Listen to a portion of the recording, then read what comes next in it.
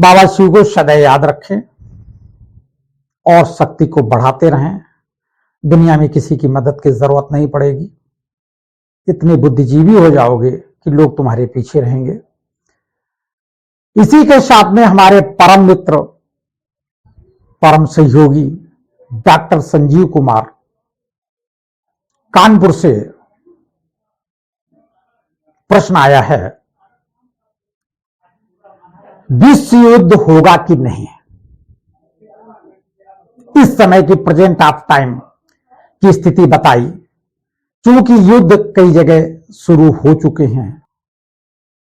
रूस और यूक्रेन का युद्ध पहले शुरू हुआ, इजराइल और गाजा पट्टी का युद्ध अब शुरू हुआ। इस पर चूंकि हमारी उनकी चर्चा होती रहती है, मैंने विश्व युद्ध के बारे में बताया था, तो उन भैया का प्रश्न आया है। देखिए, लिख लीजिए स्टैम्प पर, रूस और यूक्रेन का जो युद्ध है वो तृतीय विश्व युद्ध की शुरुआत है, नींव पड़ चुकी है और ये युद्ध चलता रहेगा। इसमें बहुत सारे देश आपस में मिलेंगे और युद्ध को बढ़ाएंगे। इस हिसाब से कुछ और देश सम्मिलित होंगे और युद्ध बढ़ता जाएगा। अभी जो युद्ध शुरू हुआ है इजराइल और गाजा पट्टी, इसमें भी यही हाल होगा।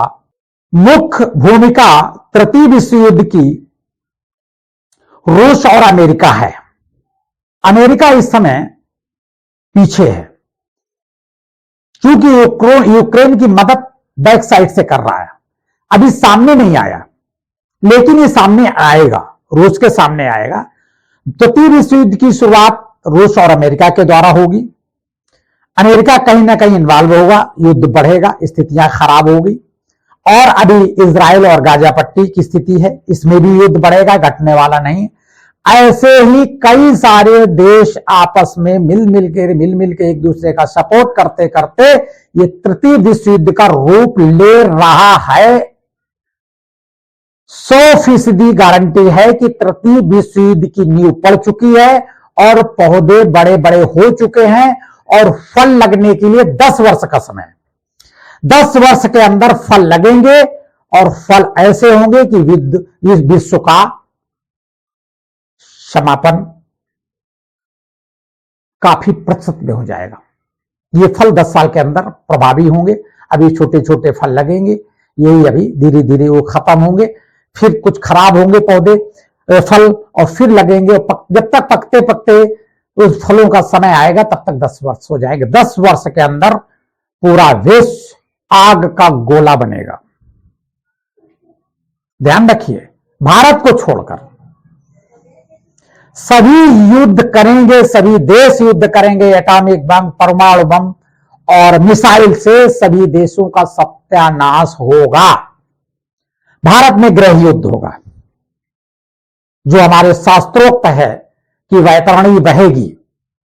तो वैतरणी कहां है? वैतरणी यहीं इसी धरा पर बहेगी। यहां पर कत्लेआम होगा, जिसके कारण खून की नदियां बहेंगी और जो बड़ी बड़ी बहुमंजिली इमारतें हैं ये भूकंप के द्वारा गिरेंगी। अंदर से मवाद और खून निकलेगा और कुछ नहीं निकलेगा। तो भारत का परिवर्तन जो सतयुग दुनिया में जाने वाला है वो इस तरह से परिवर्तन होगा। तो एक तरह से विनाश नहीं कहेंगे, युग परिवर्तन होगा। और चूंकि महाकलियुग हो गया है, अब महाकलियुग तो समाप्ति की ओर है। 10 वर्ष में सभी फल पकेंगे, फूटेंगे और विनाश और सतयुग की स्थापना होकर रहेगी। ये मेरी गारंटी है। और अगर ऐसा ना हो तो हम जो भी कोई दंड देना चाहे, मैं वो दंड को सहने की सामर्थ्य रखता हूं और भोगने की सामर्थ्य रखता हूं। 10 वर्ष के अंदर बहुत कुछ देखने को नहीं मिलेगा। लाइट नहीं होगी, मोबाइल नहीं होंगे, वाहन तो चलेंगे ही नहीं। और भूकंप, बाढ़ और भूकंप, बाढ़, गृह युद्ध और तूफान, ये भारत को सफाया करेंगे। बाढ़ आकर सभी बहुमंजिले इमारतें बहाकर समुद्र में ले जाएगी। सारी लाशें समुद्र में जाएंगी, सारे विश्व की लाशें समुद्र में जाएंगी। जैसे हम लोगों के यहाँ कोई मर जाता है तो घर की धुलाई होती है, तो जब सभी विश्व में इस तरह की घटनाएं होंगी तो धुलाई कौन करेगा? प्रकृति स्वयं धुलाई करेगी, बाढ़ आएगी। शिव बाबा ने कहा है 50-50 मीटर की बाढ़ आएगी, 50 मीटर बाढ़ आएगी और इतनी वेग इतना होगा कि सब कुछ बहाकर समुद्र में ले जाएगी। आप कल्पना करें क्या स्थिति होगी। कुछ नहीं, जमीन बिल्कुल साफ सुथरी बचेगी और इतना ग्लेशियर पिघल जाएगा कि धरती डूब जाएगी। सिर्फ भारत की धरती बचेगी जो पीपल के पत्ते के समान तिकोनी होगी, उतनी धरती बचेगी। वहीं पर सतयुग दुनिया की स्थापना होगी। यह तृतीय विश्व युद्ध समापन का युद्ध है और सतयुग दुनिया की स्थापना का समय है, इसलिए कोई हलचल ना रहे। गीता में भी लिखा, साक्षी दृष्टा होकर इस कृत्य को देखना है, होना ही होना है। जैसे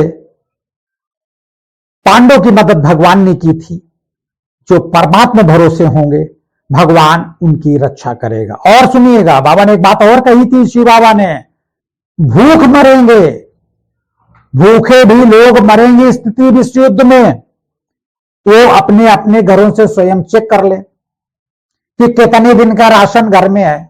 लिफाफों में तो खाना आ रहा है, रुपया घर पे रखा गड्ढा का गड्ढा, लेकिन भोजन नहीं, क्योंकि महिलाओं के पास उसको साफ करने के लिए समय नहीं है, सुरक्षित रखने के लिए समय नहीं है। तो बाबा ने कहा 1 वर्ष का भोजन सदा घर में स्टॉक रखो, कम से कम 1 वर्ष का भोजन। आप सबको मैं बता रहा हूं, बाबा ने मुझे बताया, इसलिए 1 वर्ष का भोजन सब लोग स्टॉक में कर लो। भले कुछ कीड़े मकोड़े खा जाए, खा जाने दो, कल के दिन कोई आफत आएगी, कहां से भोजन मिलेगा? भूखे मर जाओगे। निश्चित है 10 वर्ष के अंदर सब कुछ होना है।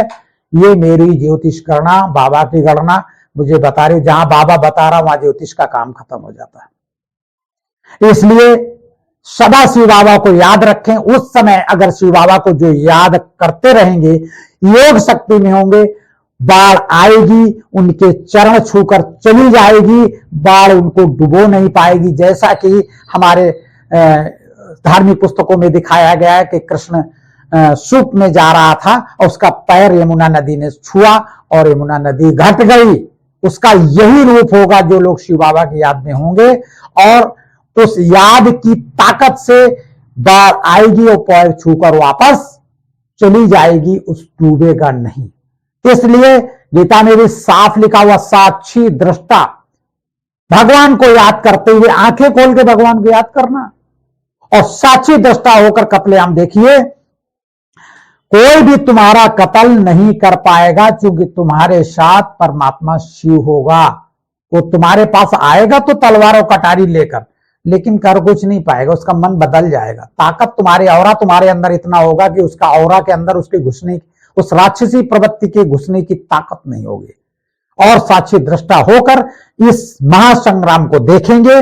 और देखते देखते बाबा ने कहा, जब बच्चे हमारे भूखे हो जाएंगे, जो मुझे याद करेंगे, उनको सोम रस पिलाएंगे, जिससे बच्चों को भूख नहीं लगेगी। फिर उन बच्चों का शरीर, कुछ बच्चे सतयुग दुनिया में चले जाएंगे और कुछ बच्चे ऐसे अंदर से शरीर को छोड़ देंगे, उनकी आत्मा फूल की तरह निकल जाएगी और शिव बाबा के साथ चली जाएगी। ये निश्चित है जो बोला गया होकर रहेगा। इसलिए सदा शिव बाबा को याद करने की शक्ति रखें, क्योंकि कहा गया है, कोटि कोटि मुनि जतन कराई, अंत राम कही आवत नाहीं। जतन से भगवान नहीं मिलता, क्योंकि जब महाविनाश होगा तो वहां जतन कुछ नहीं होगा, न लोटा भर पानी होगा, न शहद होगा, न फूल होगा, और न मंदिर होंगे, न डॉक्टर होंगे, सब बह जाएगा, न अस्पताल होगा। उस समय परमात्मा शक्ति सिर्फ साथ देगी। इसलिए आज से योग शक्ति को बढ़ाएं, ताकि वो विनाश काल में आप सुरक्षित बच सकें, आपके साथ दुर्गति न हो। सदा शिव बाबा को याद करते रहें और आज से साक्षी दृष्टा होकर बैठना सीखें और सभी बड़ी से बड़ी परेशानियों और तमाम सारे उपद्रव देखने के बाद भी मन की स्थिति खराब न हो, ऐसा अपने आप को बनाएं। शिव बाबा को सदा याद रखें और अपनी शक्ति बढ़ाएं, जो आगे निश्चित तौर पर आपके उपयोग में आएगी। बाबा शिव।